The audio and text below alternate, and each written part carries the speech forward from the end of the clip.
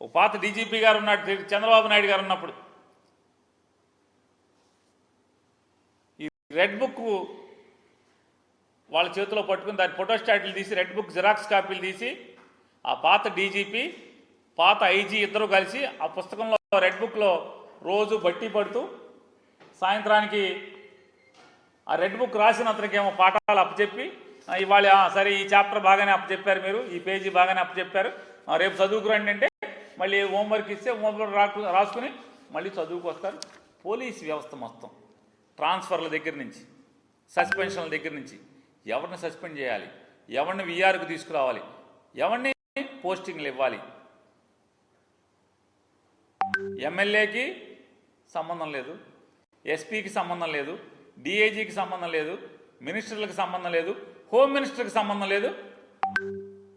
ఒక retired DGP, ఒక retired IG,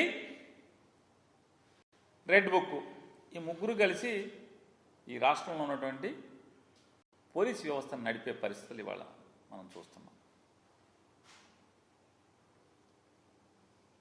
భారతదేశంలో ఇంత కిరాతకంగా రాజ్యాన్ని నడుపుతున్న ప్రభుత్వం ఎక్కడన్నా ఉందా అని అడుగుతున్నాను.